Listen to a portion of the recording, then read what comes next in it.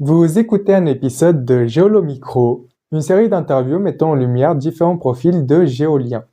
Dans cet épisode, Mathis et moi-même, Georges Gabriel, avons le plaisir d'interviewer l'équipe du projet Urgency.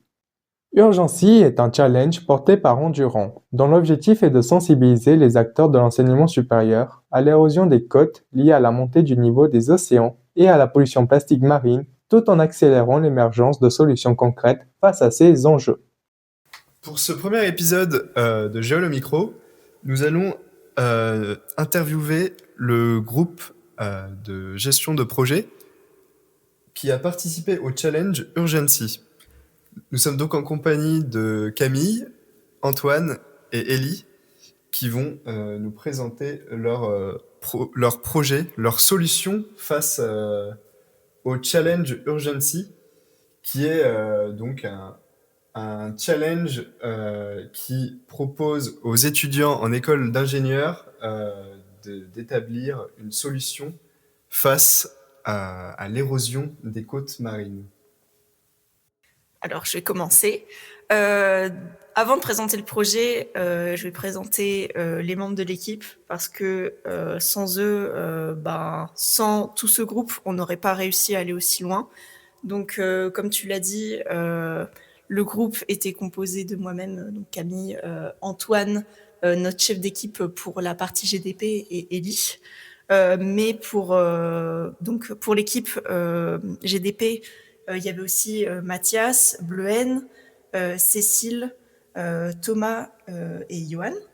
Mais on était exceptionnellement accompagnés de deuxième année à l'époque, comme on était en première année, parce que c'est eux qui ont voulu participer à ce projet. Donc d'abord, c'est Galien, lui c'était le chef d'équipe au global. On avait aussi Yvan et Élise. Donc les trois sont aujourd'hui en 3A, sauf Galien qui est en double diplôme à l'ESTA maintenant. Mais c'est grâce à eux aussi qu'on a pu s'en sortir sur ce projet et cette GDP. Donc on tient particulièrement à les remercier. Et pour la partie projet en elle-même, je vais passer le micro à mes coéquipiers.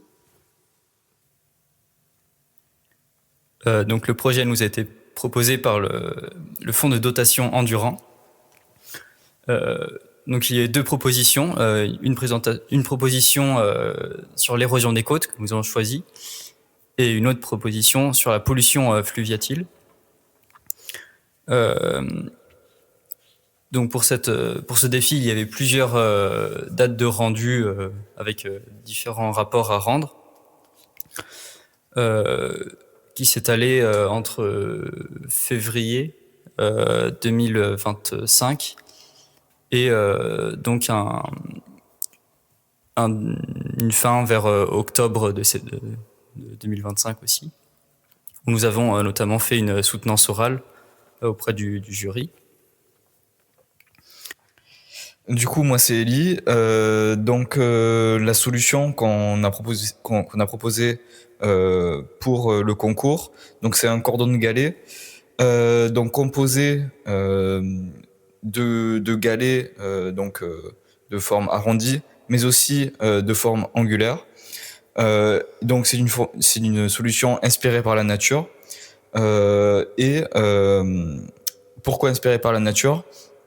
Car afin de limiter l'érosion des côtes, on s'est dit qu'il fallait que le cordon s'adapte à la morphologie de la plage sur laquelle on va implanter ce cordon, et donc qui s'adapte aussi à l'hydrodynamisme de cette plage. Et donc des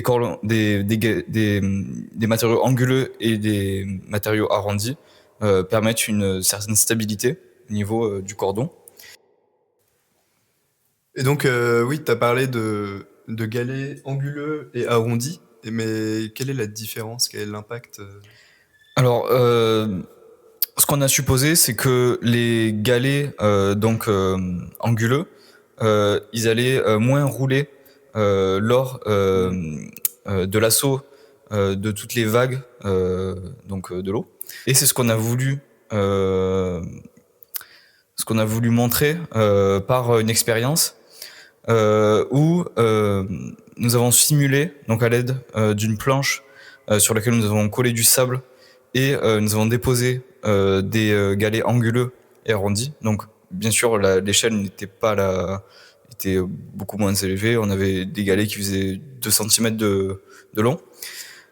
Et nous avons donc simulé donc dans des conditions hydrodynamiques stables. Donc on n'a pas simulé les vagues, mais on a fait varier la pente.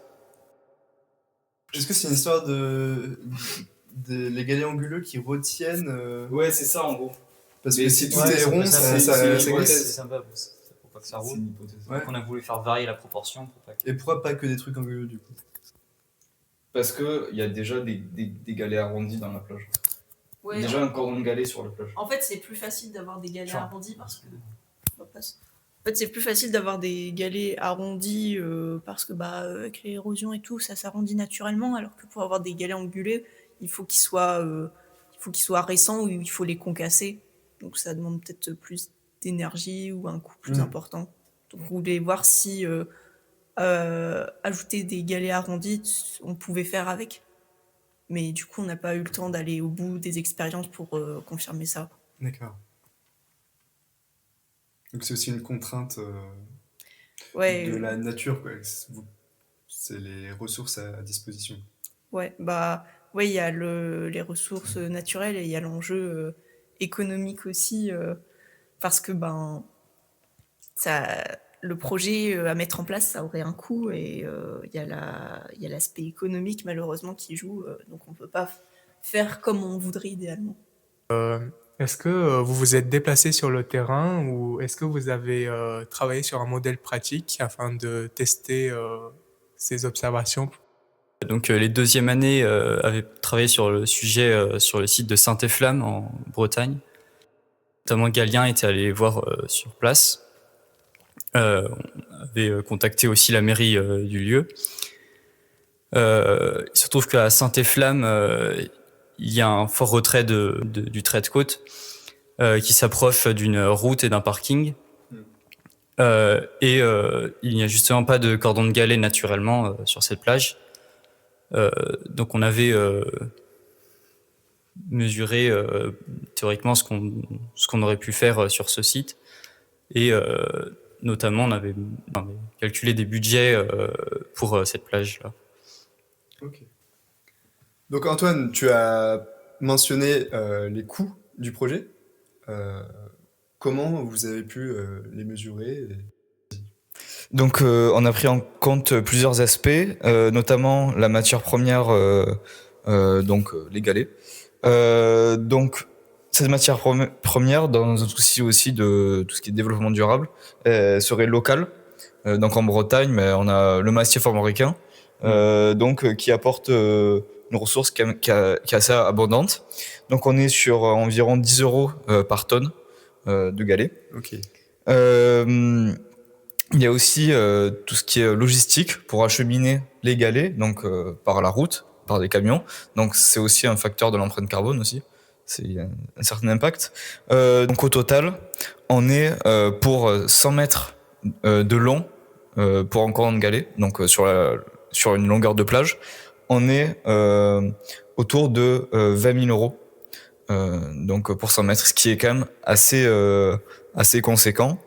Et donc dans ces 20 000 €, il a été pris en compte également le coût pour payer toutes les personnes qui travaillent sur le projet, donc les techniciens, les ingénieurs, les ouvriers, donc et le suivi du cordon, les mesures d'érosion de son emplacement. Donc voilà, il y a des facteurs qui influencent le coût, notamment comme le type de roche utilisée, mais également l'accessibilité du site, s'il faut construire un chemin pour accéder au site, ou s'il a déjà une route. Sur Saint-Efflam, il a déjà une route, donc c'est un coût en moins. Et voilà, s'il a besoin de travaux préparatoires. Donc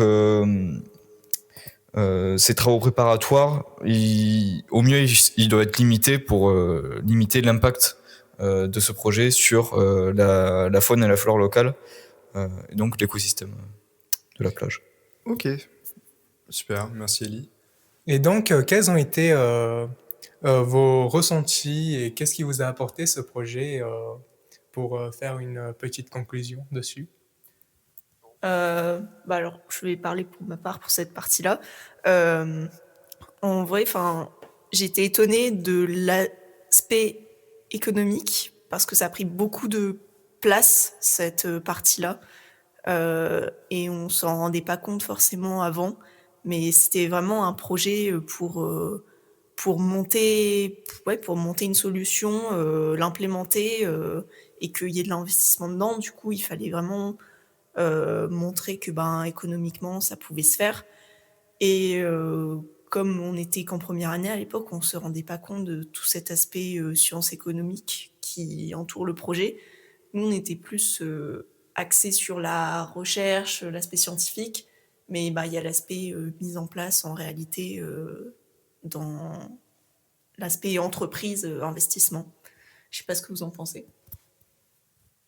Moi, je suis d'accord. Peut-être pour compléter, on a eu dans un premier temps une phase de tout ce qui est recherche bibliographique, donc notamment sur ce qui se fait déjà, sur les types de plages, tout ce qui est hydrodynamisme des plages, donc et tout ce qui est apport sédimentaire, les différents courants. Et donc c'était intéressant parce que ça permet d'apporter une certaine culture supplémentaire, ce qu'on nous apprend, et de faire une sorte de petite synthèse des résultats. Et donc, ce côté-là, c'était intéressant. Moi, du coup, je suis globalement d'accord avec ce qui a été dit précédemment. C'est vrai qu'en me lançant dans le projet, j'avais pas forcément trop idée de ce qu'on a, enfin, de la masse de travail qu'on allait avoir. Et je m'attendais à peut-être un truc un peu plus petit. Et finalement, il y a quand même pas mal notamment dans la bibliographie au début, de travail à faire. Ok, mais merci à vous trois. Et donc, pour terminer, finalement, vous êtes mis dans la peau d'ingénieurs, de chercheurs à travers ce projet qui essaye de limiter l'érosion des littoraux. Est-ce que vous pensez que vous voudrez travailler dans ce secteur plus tard? Est-ce que ça vous a donné envie? Euh, je sais pas si je travaillerai dans l'érosion des côtes, mais c'était intéressant de découvrir cet aspect-là. Et le projet a été utile, ça a permis de réfléchir sur cette question environnementale, parce que l'érosion des côtes, c'est un vrai problème en France. Euh, Moi, j'ai bien aimé l'aspect, enfin, surtout le travail de recherche bibliographique, ce travail de recherche scientifique. Euh, mais j'ai aussi aimé travailler sur l'impact environnemental du projet. Qu'est-ce que, si on l'avait mis en place, ça aurait été quoi l'impact environnemental? Donc moi, c'est vrai que je suis plus sensible à cet aspect environnement. Du coup, je pense, bah, je travaillerai plus en rapport avec l'environnement, mais pas forcément sur le sujet de l'érosion des côtes. Moi, je pense pas travailler non plus sur l'érosion des côtes particulièrement. C'était un projet quand même qui m'a permis de découvrir un peu plus le phénomène d'érosion des côtes et tout, que je ne connaissais pas énormément. Mais je ne pense pas en faire un métier de recherche. Ok. Moi, de mon côté, la thématique était intéressante, mais pareil, pas spécialement travailler dans l'érosion des côtes, à part si l'occasion se présente, parce que c'est lié à tout ce qui est environnement et eau aussi.